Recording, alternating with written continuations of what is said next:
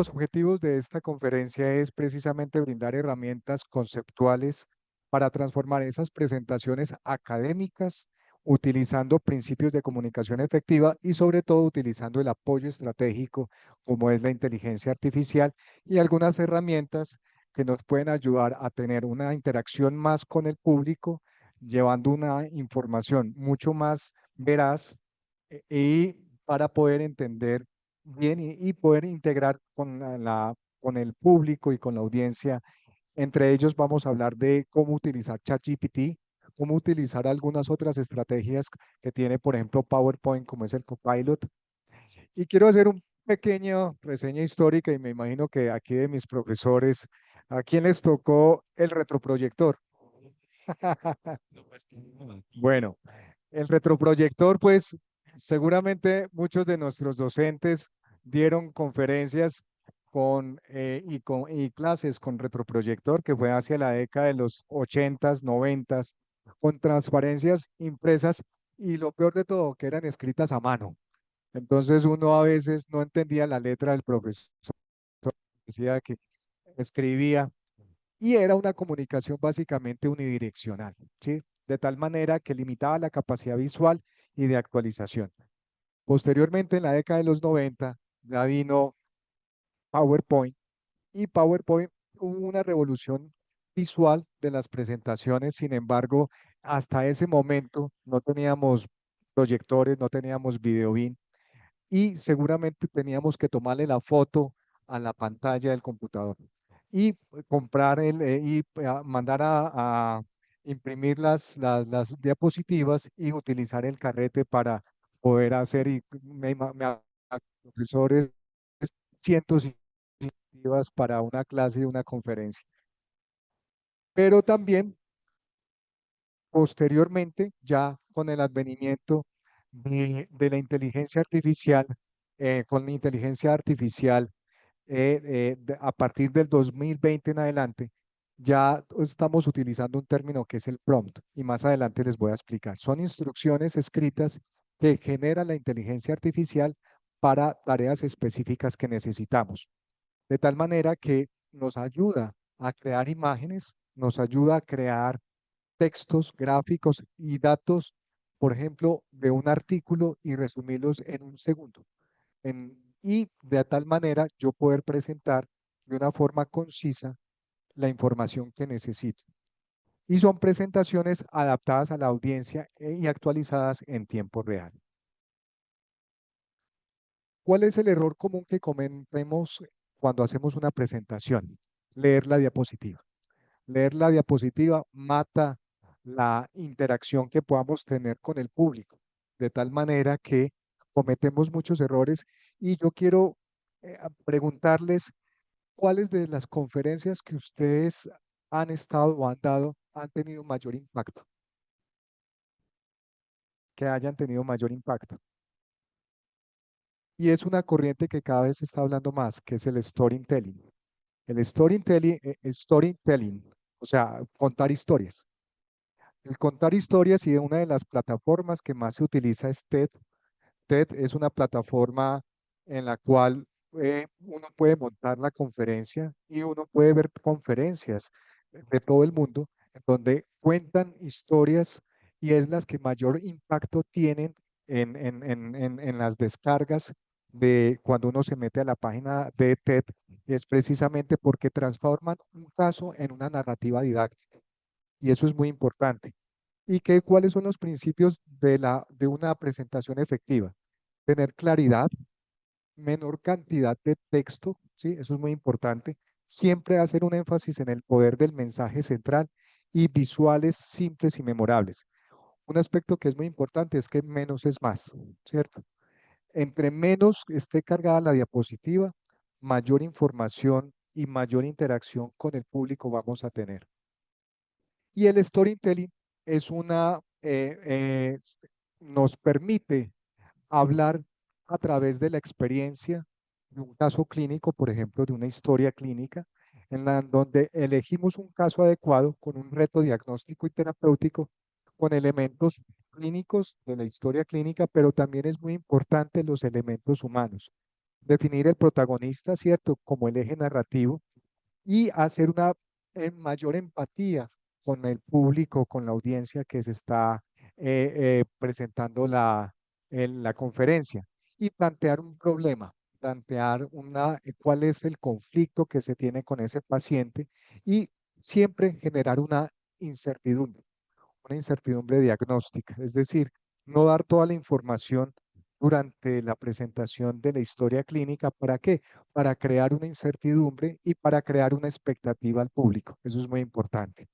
Y hacer un arco narrativo de tal manera que podamos mostrar todo lo que, dar perlas en la historia clínica para enganchar al público, ¿cierto? Eso es muy importante a través de las historias. Muy bien. ¿Cuál es el objetivo de la inteligencia artificial como herramienta para desarrollar presentaciones efectivas? A partir del prompt, que es de la inteligencia artificial que se desarrolló en el 2020 a la década hasta el momento, nos agiliza procesos, síntesis, resúmenes y traducción y diseño de las presentaciones. De tal manera que, de acuerdo a un prompt que yo le dé a la inteligencia artificial, cualquier herramienta que yo utilice, en este caso, por ejemplo, podemos decirle a ChatGPT con un prompt, nes- requiero hacer una presentación de hipertensión en adultos, en ancianos y dar todas las especificaciones que yo necesito. Poderle decir, necesito para una presentación de 30 diapositivas, decirle con el prompt, por ejemplo, va a ser dirigida a estudiantes o va a ser dirigida a especialistas o va a ser dirigida a residentes, con la actualización del último consenso y poner también en el prompt que me haga un resumen de las guías, de las guías americanas y de las guías europeas de hipertensión arterial. Y en cuestión de segundos me saca toda esa información y simplemente, y si quiero, colocarla en PowerPoint en la plataforma que yo desee. Pero lo importante es utilizar bien los prompts. Los prompts son todo este lenguaje que nos entiende la inteligencia artificial. La ventaja que tiene el prompt hoy en día es que ya se está utilizando un lenguaje muy orgánico. ¿Qué es un lenguaje orgánico? Un lenguaje orgánico es como hablamos cotidianamente. Y la inteligencia artificial es capaz de dar esa organicidad, lo que nosotros necesitamos precisamente, con un lenguaje natural, ¿cierto? Es un asistente en lenguaje natural que nos puede adaptar el contenido para diferentes públicos. Entonces, yo necesito dar una conferencia en un congreso internacional. Entonces, de acuerdo a eso, puedo elegir los específicos para yo poder montar la presentación para, por ejemplo, un congreso internacional, incluso si es en otro idioma. Por ejemplo, si lo tengo que dar en inglés, también puedo hacerlo. Si tengo que darlo en otro idioma, así es. O, por ejemplo, una conferencia para pacientes, también con un lenguaje. ¿Qué herramientas de inteligencia artificial podemos utilizar para hacer una presentación efectiva? Hay muchas. Realmente, estas son las cuatro que yo más uso. Uso ChatGPT, la última versión que es ChatGPT 5, en la cual ya está incorporando imágenes. Hasta ChatGPT 4 era más texto, audio, pero ya ChatGPT 5 está incluyendo videos en las cuales también puedo montar videos con ChatGPT 5. Copilot es un asistente de inteligencia artificial de PowerPoint. En la última actualización de PowerPoint, ustedes han visto una viñeta que se dice Copilot. Copilot puede ayudarme a hacer un diseño de presentación basada en inteligencia artificial y no solamente la plantilla que se utiliza en PowerPoint. Entonces, hundiendo Copilot, puedo hacer el asistente virtual de PowerPoint. ¿Sí? Canva es por ejemplo, esta presentación la hice en la plataforma de Canva. ¿Por qué me gusta mucho Canva? Es paga, pero hay una versión gratis en la cual tenemos accesos limitados a ciertas herramientas, pero cuando tiene uno en la versión paga, puede tener Canva inteligencia artificial y me permite tener diseños más interactivos de las plantillas me permite hacer unos diseños, mejores diseños, descargar tablas, descargar videos, audios, y lo mismo Gamma. Gamma es otra plataforma muy similar a Canva para desarrollar presentaciones online. Son plataformas, son páginas en Internet. Otras es, por ejemplo, Dale y Midjourney, ¿sí? Y acá quiero mostrarles como las diferencias y los usos prácticos de esas que yo utilizo. Por ejemplo, ChatGPT me permite redactar objetivos, me permite yo, por ejemplo, coger un texto en PDF y decirle a ChatGPT, analíceme y sáqueme toda la información más importante de este artículo para yo presentarlo en una presentación y muéstremelos con el prompt en gráficas o de forma visual, ¿cierto?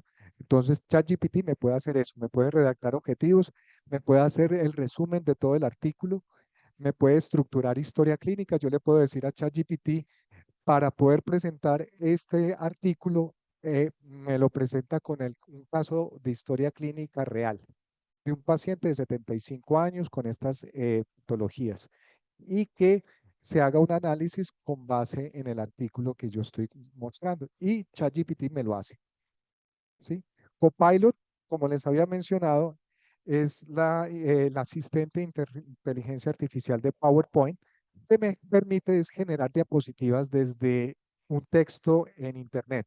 Entonces, yo descargo un texto en Internet, el que necesito un artículo, y a través del asistente Copilot de PowerPoint puedo generar las diapositivas y posteriormente yo las puedo editar.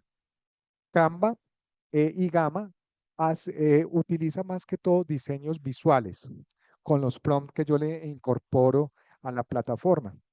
Dale y Midjourney me permite hacer imágenes clínicas ilustrativas que también, y Text to Speech and Synthesia son videos narrados automatizados. O sea, si yo quiero, por ejemplo, hacer una presentación con videos, puedo utilizar más bien Synthesia, ¿cierto? Entonces, me permite hacer un video narrado de un caso clínico, por ejemplo, o, por ejemplo, la ilustración de un colega que hizo una presentación en un congreso internacional y yo lo puedo editar y colocarlo dentro de la presentación.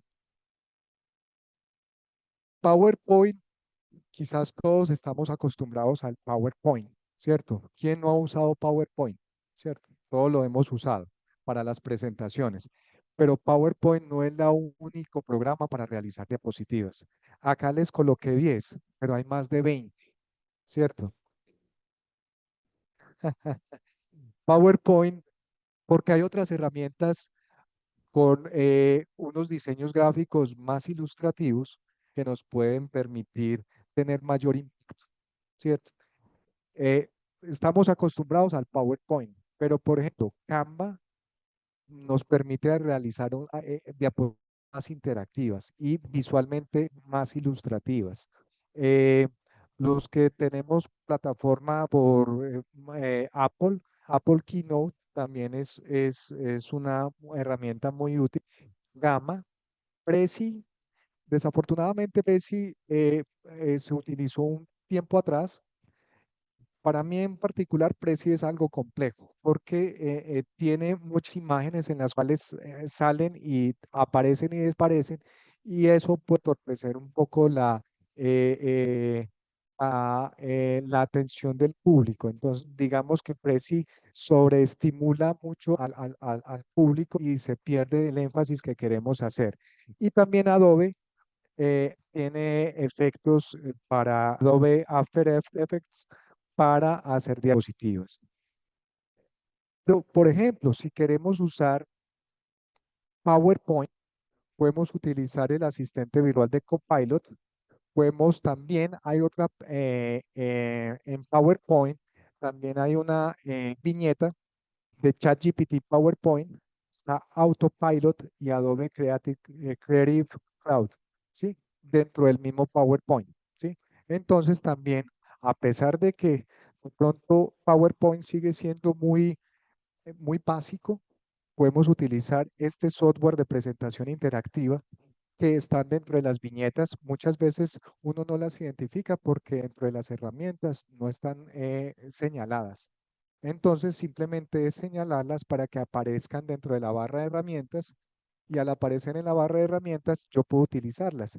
Yo en particular uso mucho ChatGPT PowerPoint, ¿cierto? Entonces es un ChatGPT para PowerPoint, ¿cierto? Para poder hacer presentación. Y muchos de nosotros hemos visto presentaciones de diapositivas muy planas que pueden ser sin vida, con en las cuales perdemos la atención del público. Entonces es muy importante esa interacción que tengamos de acuerdo al aviso que estemos utilizando en nuestra presentación. ¿Qué tenemos que hacer entonces? Es identificar el tipo de audiencia en la cual estamos al frente. Miren cómo en esta diapositiva, ustedes que ven en la imagen de la derecha, alguien está haciendo una presentación, pero seguramente no todos están prestando la atención que requiere, ¿cierto? Uno está leyendo, otro se está quedando dormido, otro está mirando para otro lado. Es muy importante cuando hagamos una conferencia, identifiquemos el tipo de audiencia. Hay tipos de audiencia. Una que es más auditiva, otra que es más visual y otra que es sinestésica. La sinestésica es persona no ve en público que lo vea uno para donde usted se mueva, ¿cierto? Pero hay otro que solamente lo está escuchando y no ve la presentación, ¿cierto? Y otro simplemente está viendo la presentación como tal y no lo está escuchando, simplemente está mirando la diapositiva. La audiencia lee o lo escucha a uno, pero no lee y lo escucha al mismo tiempo, ¿cierto? Entonces es muy importante identificar, porque de acuerdo a eso, yo voy a hacer más énfasis en la parte visual o en la parte auditiva y en el movimiento, ¿cierto? En el movimiento para lograr la atención que quiero. ¿Cuáles son los problemas que se pueden prestar en una presentación? No solamente con PowerPoint, ¿cierto? Sino con cualquier plataforma que yo quiera usar. Es que muchas veces cargamos mucho la presentación, cargamos mucho la diapositiva. Realmente la imagen de la izquierda no es una diapositiva, son unas notas, ¿cierto? Entonces uno ve diapositivas muy cargadas y realmente lo que uno tiene que hacer es hacer una diapositiva gráfica o tablas en el paciente y con muy poca letra o palabras claves que le lleven el mensaje al público. ¿Por qué? Porque si vamos a la neurodidáctica, el cerebro presta atención a las cosas aburridas o difíciles de entender. Y eso tiene una base que es la Ok, importancia de qué manejar pereza, las papá. emociones Qué pereza, qué a pereza. partir de la neurodidáctica. Si recordemos que el 85% de nuestro cerebro límbico y reptiliano es el que capta las emociones. Entonces, uno cuando recuerda más algo a través de las emociones. Mientras que en el neocórtex, el 15% de la información que capturamos queda presente en ese cerebro racional. Entonces, ¿qué es lo que tenemos que hacer? Estimular la emoción a través del sistema límbico, el cerebro límbico y el cerebro reptiliano para poder llevar ese mensaje con mayor impacto a nuestra audiencia. Entonces pensar, es tener la presentación basada en emociones, ¿cierto? Y el storytelling permite tener un contacto más íntimo con la audiencia a través de contar una historia, ¿cierto? Me vuelvo un poco para cambiar entonces ese paradigma de la presentación muy lineal, es del PowerPoint, pasar a la inteligencia artificial que es prompt. Entonces les mencionaba que el prompt es una instrucción o conjunto de instrucciones escritas que le damos a cualquier herramienta de inteligencia artificial para que genere contenido específico, lo que yo necesito. Él me lo pone. Si necesito texto, la inteligencia artificial me lo coloca. Si necesito una imagen, me la busca y me la diseña. No me la descarga de internet, me la diseña. Eh, eh, sí, entonces ustedes ven muchas veces imágenes de inteligencia artificial. Incluso ya, por ejemplo, en las redes sociales se coloca que esta imagen fue descargada por inteligencia artificial, ¿cierto? Eh, o si necesito, y es la forma como, el prompt es la forma como yo hablo e interactúo con la inteligencia artificial. Entonces, es muy importante. Es indicarle qué es lo que yo quiero. Si yo le doy un prompt adecuado, le voy a sacar mucho más provecho a la inteligencia artificial. Si le doy un prompt muy vago, seguramente me va a sacar mucha basura, información que no voy a necesitar relevante. Y un prompt es la llave, abre la puerta del que la inteligencia artificial puede dar para lo que uno necesita en ese momento. Entonces, es muy importante generar un prompt que sea claro, que sea específico, que incluya el contexto necesario. Entre más datos yo le dé a la inteligencia artificial, mayor información y mayor data me va a liberar, ¿cierto? Indicar el formato esperado. Entonces, si yo lo necesito, en qué tipo de formato necesito la información, ¿cierto? Si lo necesito en Excel, si lo necesito en un PowerPoint, si lo necesito en otra plataforma, si lo necesito en un Word, ¿sí? Evitar ambigüedades para que precisamente no se me descargue información que no va a ser relevante. Un ejemplo simple, por ejemplo, yo le puedo decir con un prompt, resume, resuma en 3 puntos las causas de la hipertensión arterial en adultos mayores. Es un prompt, ¿cierto? Le puedo pedir que me genere una ilustración médica en 3D del corazón humano mostrando las arterias coronarias. Eso es un prompt. Y es un prompt muy orgánico, ¿cierto? Es como conversando con alguien, ¿cierto?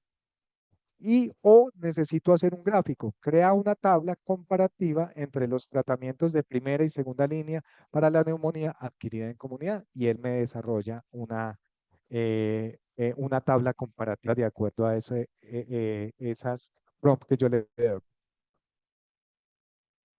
Entonces, entramos al nuevo paradigma de las presentaciones efectivas. Cómo la inteligencia artificial está potenciando el lenguaje médico.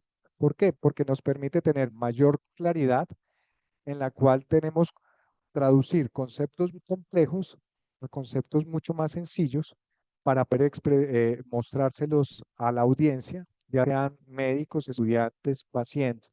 Nos puede resumir información extensa en mensajes claves en una frase, por ejemplo. Nos puede generar ejemplos clínicos para facilitar la comprensión. Nos permite tener mayor infografía de un artículo, por ejemplo, formar tablas en gráficas y barras y generar imágenes médicas ilustrativas para explicar, por ejemplo, procesos fisiopatológicos. Además, nos adapta la información al público que necesitamos llevar esa información. Ajusta el tono, si es un tono científico, si es un tono educativo, divulgativo, e integra datos locales o del paciente para aumentar la relevancia. El lenguaje médico tiene que evolucionar porque tenemos una sobrecarga de información, ¿cierto? Entonces, la cantidad de información que estamos manejando hoy en día nos hace que tengamos limitantes y un exceso de texto en presentaciones y artículos reducen obviamente la retención. Son audiencias diversas, entonces tenemos que mirar a quién le estamos hablando, ¿sí? Y cambiar la forma de consumir el contenido, de textos muy estáticos a un contenido más visual, más interactivo y breve. Y la audiencia puede tener elementos, pueden tener mayor comprensión, mayor atención y una oportunidad que nos ofrece la inteligencia artificial de simplificar sin perder el rigor y transformar datos en narrativas visuales personalizadas. Es un aspecto que es muy importante. ¿Cuáles son los errores comunes que podemos tener, por ejemplo, cuando hacemos una presentación de inteligencia artificial? Eh, por ejemplo, dar lo que yo les mencionaba, prompts muy vagos, demasiado texto o imágenes relevantes. Y para una buena presentación, ¿qué necesitamos? 4 aspectos. Uno, un diseño efectivo. Entre menos texto, más significado. y usar más imágenes, más gráficas y palabras claves. En particular, yo soy más visual que auditivo. Entonces, yo busco más imágenes, menos texto, ¿cierto? Para poder llevar el mensaje. ¿Cuál es la estructura recomendada en presentaciones médicas con inteligencia artificial? Dividir la prestación en tres partes. Tener una introducción en donde haga un contexto de lo que estoy hablando, mirar una evidencia y qué impacto con unas conclusiones que realmente sean importantes para poder desarrollar esos otros dos componentes de la presentación. Si la quiero integrar con PowerPoint, mirar cómo puedo exportar a través de la inteligencia artificial y las herramientas de inteligencia de IA a la presentación de PowerPoint. No olvidemos siempre hacer un checklist antes de la presentación para disminuir, por ejemplo, el sobreflujo que podemos tener de la presentación, mirar cuáles son los prompts que yo necesito, mirar otros visuales y ensayo previo. Y es muy importante siempre hacer un cierre inspirador, ¿cierto? Eso, para que en la audiencia se lleve un mensaje. Dentro de la planeación, entonces, cuando vamos a hacer una presentación efectiva, ¿qué debemos de tener en cuenta? Primero, tener una comunicación asertiva y persuasiva. Y uno tiene que captar la atención del público en los primeros 40 segundos de la conferencia. Si uno no capta en los primeros 40 segundos la atención del público, probablemente de ahí en adelante no vamos a lograr tener una mejor persuasión del público. Otro aspecto es mirar, preparar bien la presentación, la creación. No olvidemos el lenguaje corporal y el lenguaje verbal y no verbal es fundamental para llevar el mensaje. Dentro de la comunicación efectiva, reglas simples. Conocer el auditorio, a quién me estoy dirigiendo, si me estoy dirigiendo a estudiantes, si estoy dirigiendo a médicos, a especialistas, a pacientes, ¿cierto? Tener un mensaje específico, capturar pronto la atención en los primeros 40 segundos y tener textos precisos con palabras claves para lograr la atención. Y quiero mostrarles este artículo publicado por el doctor Álvaro Ruiz en la revista colombiana de psiquiatría en el 2012. Este artículo él da 10 recomendaciones para cómo hacer presentaciones efectivas en medicina, el arte de comunicar y transmitir. ¿Qué recomendaciones nos da el doctor Álvaro en ese artículo? Primera recomendación, capture rápidamente la atención de los asistentes. Eso es fundamental. En menos de 2 minutos se debe superar la inercia del público y muchas veces hay que romper el hielo con una anécdota, romper el hielo con algo jocoso. eh, es muy importante o con una simple pregunta abierta al público, ¿cierto? ¿De qué opinan? Y tratar de enfocar su atención en algo específico. Muchas veces recomiendan que uno debe iniciar con la conclusión de la conferencia. ¿Para qué? Para hacer énfasis en el mensaje que yo quiero dar y solamente dar 3 conclusiones. ¿Sí? El cerebro solo aprende 3 cosas. Entonces, si uno da más conclusiones, seguramente no se va a llevar el mensaje que quiera. ¿Sí? Mantener la atención, que es quizás la parte más difícil, aumentar la atención al final de la presentación para lograr que las conclusiones lleguen y capture y mantenga esa atención durante todo el tiempo. ¿Cómo se logra? Con cambios de tono de voz, ¿cierto? Como les mencionaba, con anécdotas. Si es de acuerdo al tipo de personalidad del conferencista, tener algo de humor o sentido de humor es muy importante dentro de la conferencia. No olvidemos la segunda recomendación, la impresión. Primera impresión es lo que cuenta, ¿cierto? Hay que tener un comienzo sólido, empezar muchas veces por las conclusiones o una afirmación llamativa, atrevida, que genere duda en el auditorio o que genere controversia, ¿cierto? Podemos dar 2 posiciones, por ejemplo, de que estemos discutiendo y que sea el comienzo, es lo más importante en una conferencia. ¿Para qué? Para yo lograr la atención suficiente y capturarla desde el primer momento. Eso es muy importante.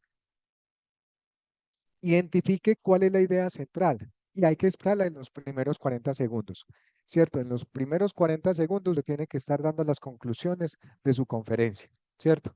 Y durante el desarrollo de la conferencia, explicar por qué es importante, ¿cierto? Muy bien. ¿Cuál es la tercera recomendación? Refuerce el mensaje principal a través de todo el tiempo de la conferencia, ¿cierto?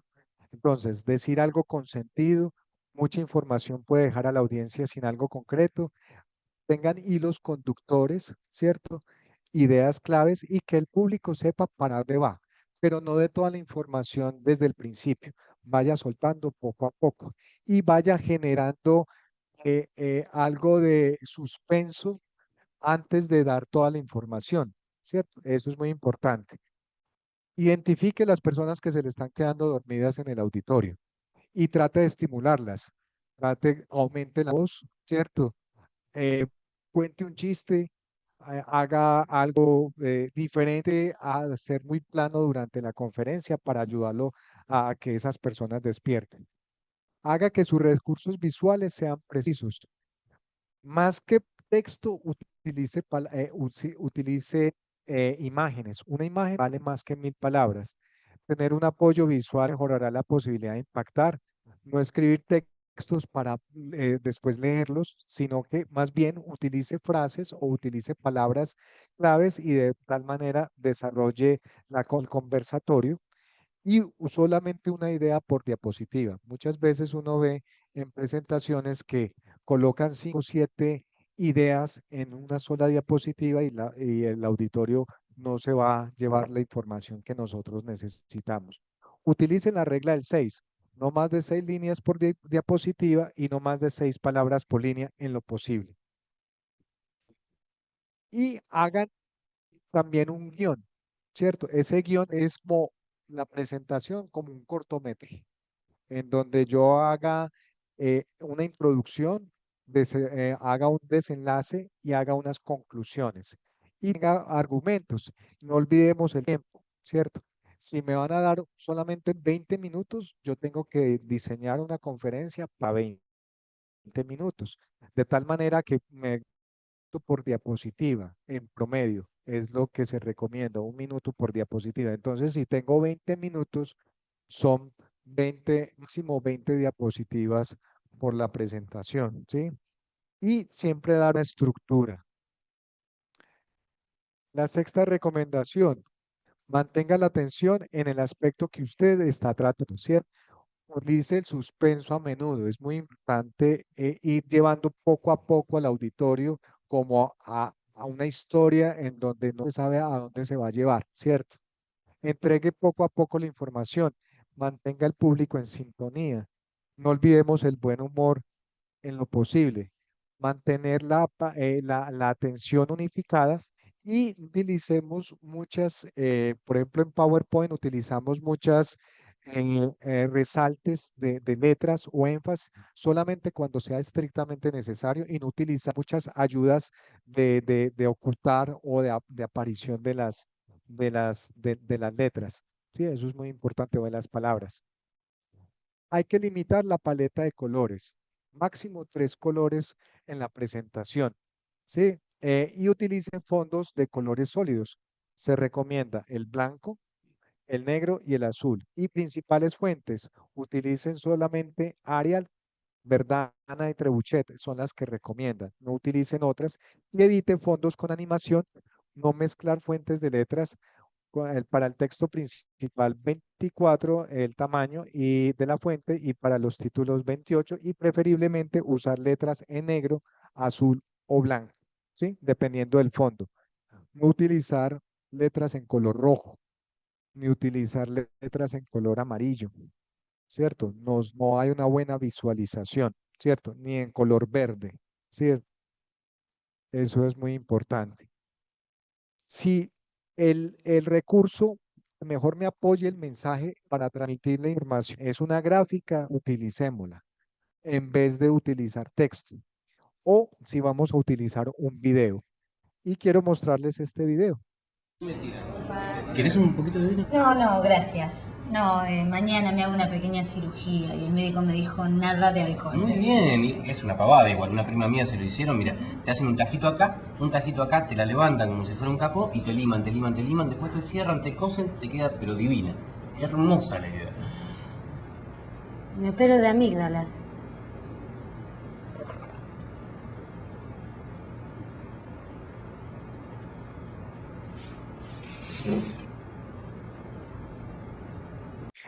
Lo que les quería mostrar con el video es que podemos utilizar videos cortos cuando voy a cambiar de sección de la presentación, ¿cierto?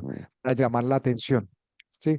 Para llamar la atención es muy importante un video corto de 10, 15 segundos. Eso ayuda a que el auditorio vuelva a engancharse con la conferencia. Cuando utilicemos imágenes, utilicemos páginas en las cuales se puedan descargar de alta calidad y evitemos los clip art y evitemos también las que tengan, ¿cómo se llama? Con, se me olvidó, con sello de agua, ¿cierto? Porque esas no se ven bien en la presentación, están pixeladas. Entonces yo les recomiendo estas páginas para descargar imágenes. Free Range, Stock Snap, Unsplash, Pixels, Pixabay y Pinterest. Son las páginas en las cuales podemos tener imágenes de alta calidad para poder utilizarlas. Ya para terminar, la recomendación entonces en cuanto a las conclusiones, conclusiones sólidas, siempre hacer un refuerzo del mensaje principal. Deben ser pocas las conclusiones.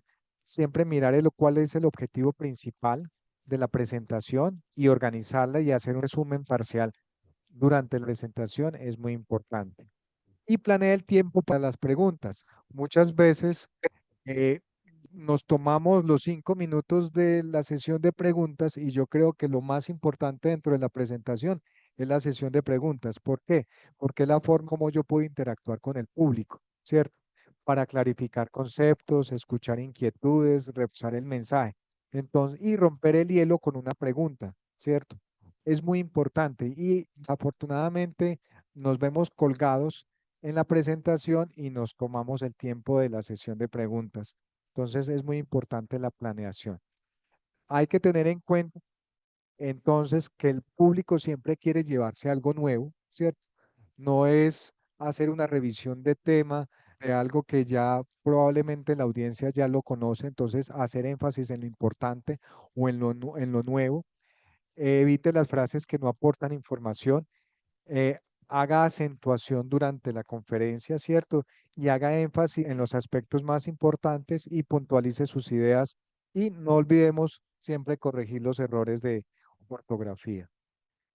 Tips para llevar a casa, entonces, dividir la presentación en tres aspectos. El primero, hacer una apertura, entonces compartir experiencias. Aquí el storytelling es donde tiene mayor impacto para capturar la atención del público. Posteriormente, hacer un desenlace de la conferencia exponiendo resultados y hacer un cierre repitiendo brevemente los tres puntos principales de la conferencia. Entre más simple, más visual y menos textual, es una diapositiva efectiva. En resumen, utilizar un lenguaje de acuerdo al público, tener en cuenta el tiempo, comience utilizando una anécdota, no lean, el protagonista es el conferencista, hacer un resumen final y muchas veces colocamos de agradecimiento la última diapositiva. Se recomienda no hacerlo. Uno lo puede decir. Agradezco más que colocarla, ¿sí? Hay que tener en cuidado con aquello que tiene mucho que decir y tan poco tiempo para decirlo. Tenemos que mirar las muletillas que cada uno usa, frases, no utilizar estas frases como obviamente, como todos ustedes saben, está claro, todo el mundo sabe, y en lo posible evitemos anglicismos en una presentación. Y no olviden poder de la inteligencia artificial. Y quiero terminar con esta frase. El PowerPoint fue nuestra pluma, el prompt es nuestra imprenta y la inteligencia artificial nuestro nuevo lenguaje médico. Muchas gracias por la atención. Si quieren, pueden escanear mi código QR y con mucho gusto yo les hago llegar información adicional o la presentación si la desean. Muchas gracias. No sé si tengan alguna pregunta. Importantísimo, interesantísimo. Una de las cosas más difíciles, especialmente en el entorno académico, es poder transmitir adecuadamente un mensaje, cualquiera que sea el que usted haya escogido. Así es. Y usted nos ha dado una serie de consejos basados no solamente en su experiencia personal, sino en lo que usted ha aprendido durante toda su trayectoria, supremamente interesantes e importantes. Con el advenimiento especialmente de la inteligencia artificial, aparentemente vamos a tener una herramienta, digámoslo así, que facilitará nuestras presentaciones. Mi consejo es casi que todo lo contrario. Tenemos que utilizar muy bien esa inteligencia artificial si no queremos realmente confundir a la gente Claro. y no aportar la claridad. Señores académicos, ¿alguien quiere hacer alguna pregunta al doctor Carlos, doctor Campolías y luego la doctora Olga Marina? Doctor, ¿cómo hacer para, en medicina tan importante que es referir las fuentes? ¿Y cómo hacer que a veces la fuente sea verídica? Sí, es muy importante. Digamos que eh, hay herramientas de inteligencia artificial que nos permiten descargar las fuentes y saber de dónde, porque desafortunadamente en la inteligencia artificial se maneja en la caja negra, que es el black box. El black box es que se coge información que no es verídica o es una información en la cual no tiene todo el sustento científico y la inteligencia artificial se nutre de ese black box y muchas veces no sabemos de dónde se está sacando la información. Hay herramientas de inteligencia artificial donde uno puede descargar las fuentes de donde se está sacando esa información para yo tener una información verídica y científicamente confiable. Por ejemplo, el New England Journal tiene una app, tiene una aplicación en la cual de inteligencia artificial donde me descarga las referencias médicas que yo soy. O también, por ejemplo, al ChatGPT 5 yo le puedo decir, necesito estos artículos que me hablen de esta patología y descargar las fuentes de dónde se sacó la información para precisamente evitar esos errores, esos sesgos que se pueden llegar a presentar y sobre todo la información del black box, de la caja negra. Exacto, es muy importante en los primeros 40 segundos capturar la atención del público, ¿cierto? Con una anécdota, con una información relevante, con las conclusiones de la conferencia, de tal manera que enganche al público. Es como una forma de enganchar en 40 segundos. Creo que la actitud del conferenciante pues es clave, ¿no? Total, sí. No solamente el lenguaje verbal, Mm. sino el lenguaje no verbal. La parte corporal es muy importante, el movimiento de las manos es muy importante. Yo poder que el público me vea las manos es fundamental, ¿cierto? Tener una actitud en la cual yo tenga una posición erguida, no sea una posición en donde yo esté cruzado, utilizar un espacio, no moverme demasiado, sino tener movimientos cortos, ¿cierto? Y miran toda la audiencia, miran todo el público.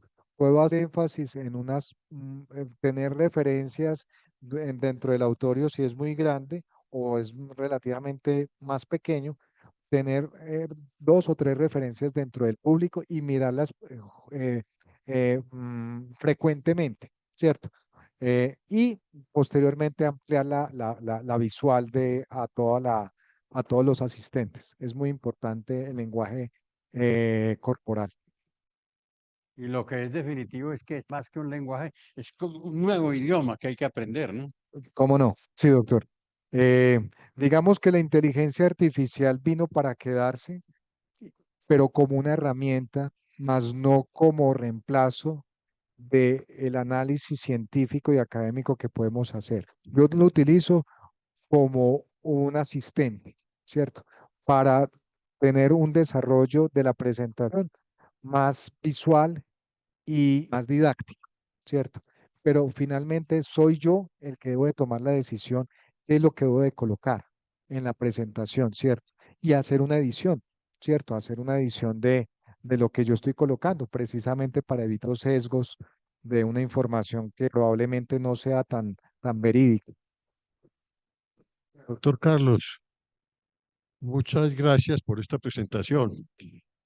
Usted sabe que usted estuvo y participó con nosotros hace días en el Humanismo y Salud, donde comenzábamos a hablar de inteligencia artificial y hemos venido, cada vez la academia ha venido más profundizando en ese tema, ¿no?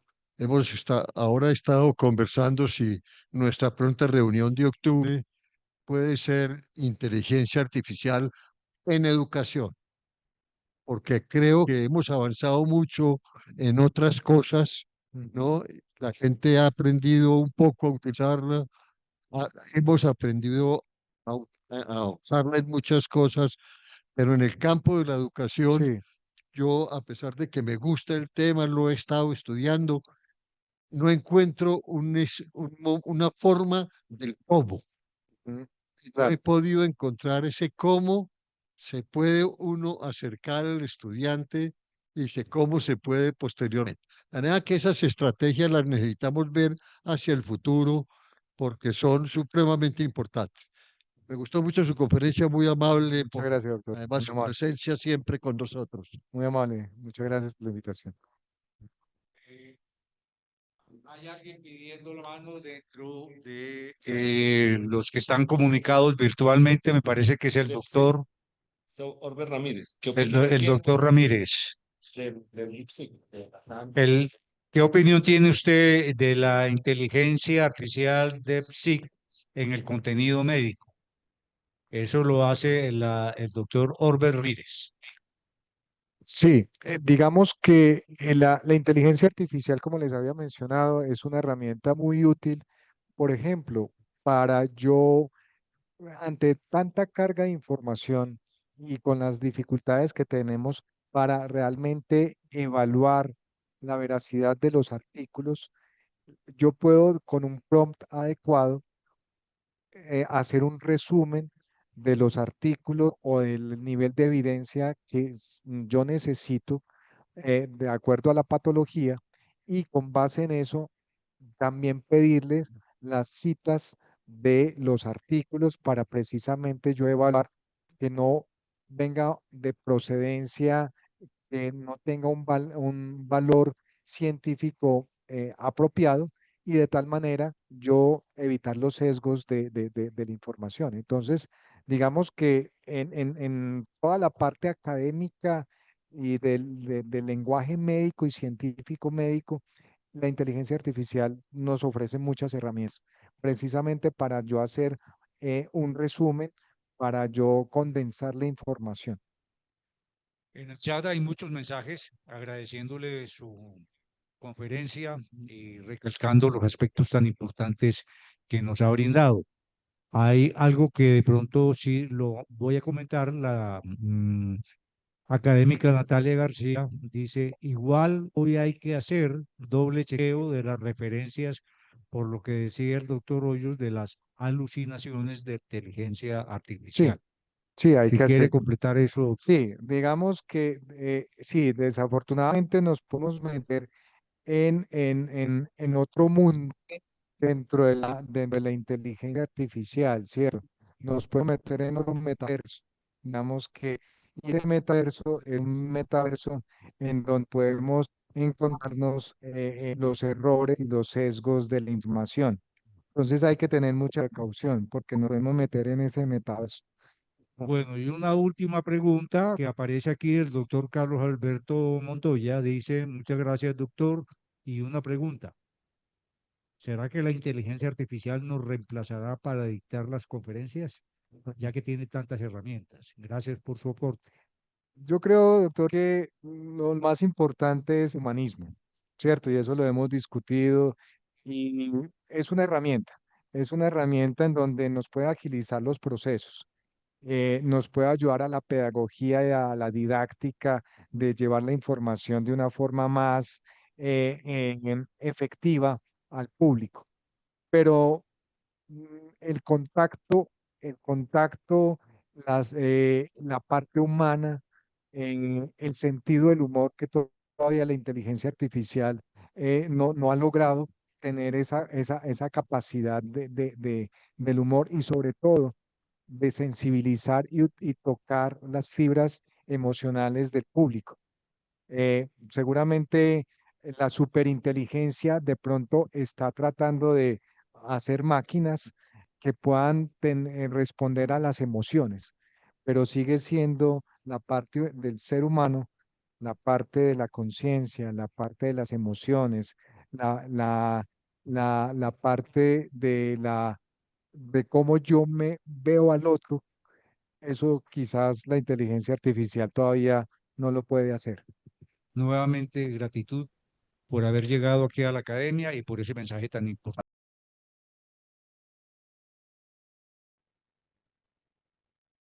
Buenas noches, los escucho perfectamente. ¿Y ustedes a mí?